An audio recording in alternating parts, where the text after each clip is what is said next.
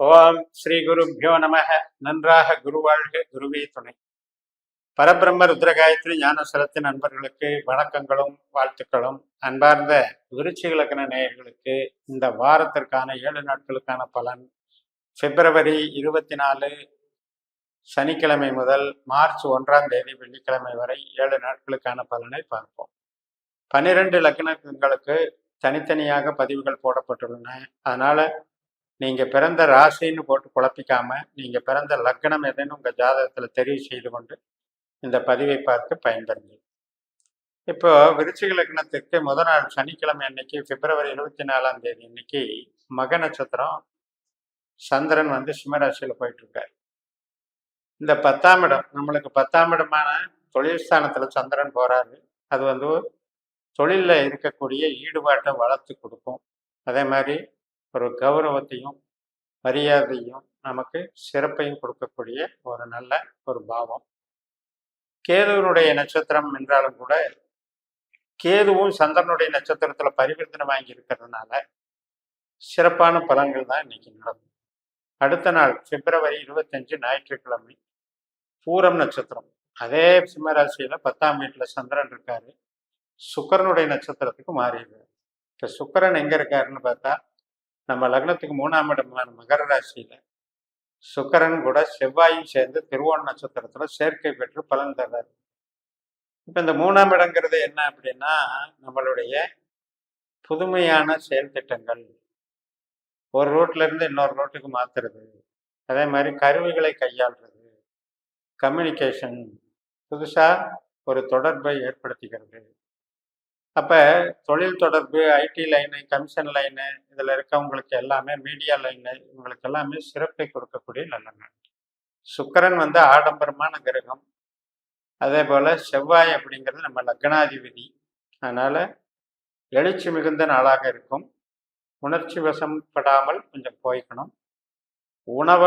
உணர்வு ரீதியாக முறையற்ற உணர்வுகளை வெளிப்படுத்தாம கொஞ்சம் பக்குவமா போய்க்கணும். செவ்வாய் சுக்கிரன் சேர்க்கை என்பது 3ஆம் இடத்துல இருக்கிறபடினால பழக்க வழக்கங்கள்ல எச்சரிக்கையா இருக்கும். அடுத்த நாள் பிப்ரவரி 26 உத்திர நட்சத்திரம். சூரியனுடைய நட்சத்திரம். நம்ம லக்னத்துக்கு 10ஆம் அதிபதி சூரியன். அப்ப இந்த சூரியன் எங்க இருக்காரு? நம்மளுக்கு 4ஆம் வீட்டுல அர்த்தாஷ்டம சனி கூட சேர்ந்துட்டார்.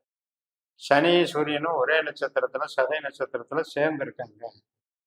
அப்ப தொழிலுக்கு, வேலைக்கு, இதுக்கெல்லாம் பரவாயில்ல. ஆனாலும் ஒரு மன அமைதி, ஒரு அதிருப்தியான ஒரு மனநிலை, இதையெல்லாம் பார்த்துக்க வேண்டியிருக்கும். ஏன்னா சூரியன் சனி எதிரெதிர் கிரகங்கள். அது 4ஆம் வீட்டுல சொந்த பந்தங்கள், தாயார் ஸ்தானம், இதுல எல்லாம் வந்து ஒரு லிங்க் ஆகுறதுனால இப்ப நம்ம வேலை பார்க்குற இடத்துலயே கூட போட்டி, பொறாமை, கூட வேலை பார்க்குறவங்களுடைய அதிருப்தி மனோநிலைகள், எதிர்ப்புகள், இதையெல்லாம் சந்திக்க வேண்டியிருக்கும். அதனால இந்த உத்திர நட்சத்திரம் முடிகிற வரைக்கும் கொஞ்சம் நிதான போக்கை கடைப்பிடிக்கும். அடுத்த நாள் பிப்ரவரி 27 செவ்வாய்க்கிழமை அஸ்த நட்சத்திரம். நம்மளுக்கு லாப ராசியில, கன்னி ராசியில சந்திரனுடைய நட்சத்திரத்துல இருக்கிறதுனால நல்ல இறையருள் கிடைக்கக்கூடிய நல்ல நாள். ஒரு குலதெய்வ அனுகிரகம், அம்பாள் வழிபாடு, கோயிலுக்கு போயிட்டு வர்றது, குலதெய்வ கோயில், தீர்த்த யாத்திரை, நமக்கு குருவனுடைய கடாட்சம் கிடைக்கிறது. நம்ம யாரு குருவா வழிபடுறோமோ அவருடைய அருள் நமக்கு கிடைக்கிறதுங்கிறது இந்த அஸ்த நட்சத்திரத்துக்கு அவ்வளவு பலன் உண்டு. திருமண வரன் பார்க்கறது, குழந்தை பிறப்பு, இதுக்கெல்லாம் சாதகமான நல்ல நாள். வீட்டுக்கு தேவையான சுப நிகழ்ச்சிகள் அதெல்லாம் பிளான் பண்ணிக்கலாம். மகிழ்ச்சியாக குடும்ப சந்தோஷத்தை முன்னிட்டு எடுக்கக்கூடிய காரியங்களுக்கு அற்புதமான நாளாக அமையும். அதே உற்பத்தி சார்ந்த தொழில் இருக்கவங்களுக்கு கொஞ்சம் மந்த நிலையா இருக்கும். இப்போ பிப்ரவரி 28 சித்திரை நட்சத்திரம். காலையில 7:32 மணிக்கு இந்த சித்திரை நட்சத்திரம் தொடங்குகிறது.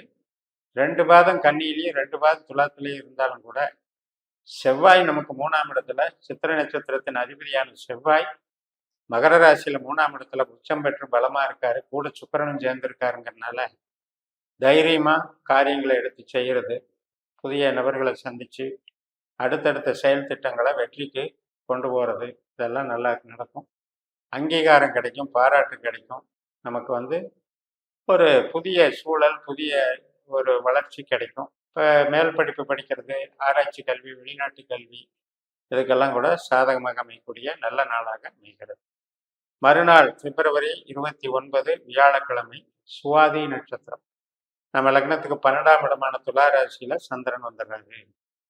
அப்ப சுவாதிக்கு அதிபதி யாருன்னா ராகு. ராகு நம்மளுக்கு 5ஆம் இடத்துல புதனுடைய நட்சத்திரத்துல இருக்காரு. புதன் வந்து நமக்கு 4ஆம் இடத்துல சதய நட்சத்திரத்துல சூரியன், சனி, புதன் இப்படி சேர்ந்து இருக்கிறாங்க. அதனால இன்னைக்கு ஆசை, பாசம், நேசம், குடும்ப உறவு, திருமண உறவு இதுல எல்லாம் கவனம் செலுத்தாம கொஞ்சம் அதெல்லாம் வந்து நம்ம எதிர்பார்க்கறதெல்லாம் அங்க நடக்காது. ஆனா வேலைக்கு சிறப்பா இருக்கு. இப்ப நம்ம ஒரு ப்ரொடக்ஷன் லைன்ல இருக்கோம், ஒரு இன்சார்ஜா இருக்கோம், வேலைக்கு சிறப்பா இருக்கு. அதே மாதிரி தொழில் உற்பத்தி பண்றோம், அதுக்கு சிறப்பா இருக்கு. அந்த மாதிரி விஷயங்களுக்கு இந்த நாளை பயன்படுத்திட்டீங்கன்னா சிறப்பா போயிட்டு இருக்கும். ஆசை, பாசம், நேசம் இதுல பேராசைகளை வளர்த்துக்க கூடாது. அதாவது வந்து நம்மளை இவங்க இப்படிதான் பழகணும், ட்ரீட் பண்ணணும், நம்மளை வந்து இப்படி புரிஞ்சிக்கணும் அப்படின்னு ரொம்ப பிரயத்தனம் பண்றது, முயற்சி பண்றதெல்லாம் சரிப்படாது. ராகுன்றவர் வந்து மாயையில சிக்க வைக்கிறவர். அதனால கனவுகளை வளர்த்து அதிதீவிர ஆசைகளை தூண்டி விடுறவர். இந்த நட்சத்திரத்தன்னைக்கு, சுவாதி நட்சத்திரத்தன்னைக்கு கொஞ்சம் இதுல எல்லாம் கவனமாக இருக்கணும். இது வந்து மறுநாள் கடைசி மார்ச் 1ஆம் தேதி வெள்ளிக்கிழமை 12:48 வரைக்கும் இருக்கு. அது வரைக்கும் இதனுடைய தாக்கம் இருக்கும். அதுக்கப்புறம் குருவனுடைய விசாக நட்சத்திரம் தொடங்குகிறது. இது வந்து குரு நமக்கு 6ஆம் வீட்டுல சுக்கிரனுடைய நட்சத்திரத்துல இருக்கிறதுனால, இது வந்து சுக்கிரனை போல செயல்படுறதுனால நமக்கு வேலை சார்ந்து நன்மைகளை கொடுக்கும். வேலையில சின்ன மாற்றங்கள், இன்டர்னல் சேஞ்சஸ், டிபார்ட்மெண்ட் சேஞ்ச், ஒரு ஆர்டர் வாங்கிறது, அதுக்கான நிகழ்வுகள் எல்லாம் நல்லா இருக்கும். அதே நேரத்தில் இப்போ ஒரு கடன் பிரச்சனை தீர்றதுக்கு முயற்சி பண்ணிட்டு இருந்தோம்னா அது எளிதில் தீர்ந்துடும். ஒரு வம்பு வழக்கு பஞ்சாயத்துக்கு ஒரு முடிவுக்கு வரும். இதுக்கெல்லாம் நல்ல நாளாக இன்னைக்கு அமைகிறது.